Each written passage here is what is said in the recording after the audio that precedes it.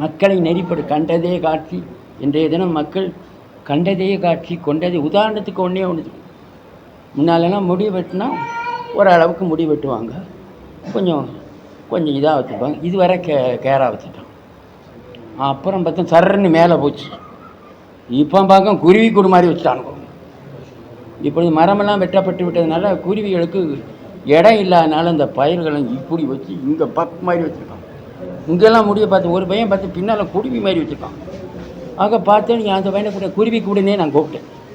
இப்படியாக நம்முடைய இளைஞர்கள் கண்டதே காட்சி. சிலவன் என்ன பண்ணுறான், தாடி வச்சு கல்யாணத்தானுக்கே தாடி வச்சுட்டான்.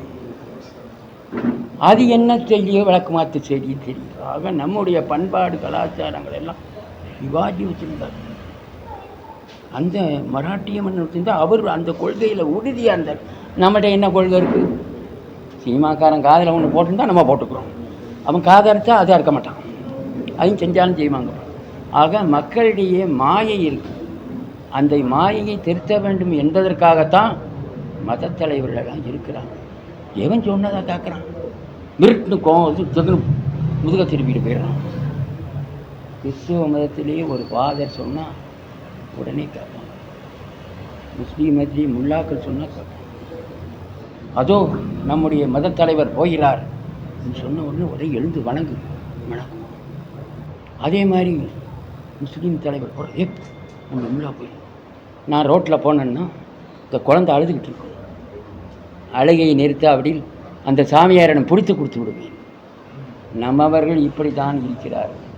சாமியார்னா யார், மத தலைவர்னா யார் ஒருத்தருக்கும் தெரியும்.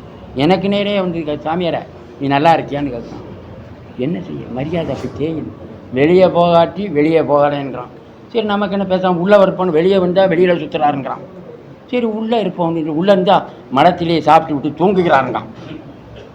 வெளியே போனால் அவத்தான் இருக்குது, உள்ளே இருந்தால் சாப்பிட்டு விட்டு ஈட்டிங் அண்ட் ஸ்லீப்பிங்கிறான். இப்படியாக மக்கள் இருக்கிறாங்க. மக்களை நெறிப்படுத்துவதற்காகத்தான் சமயம் தோன்றும்.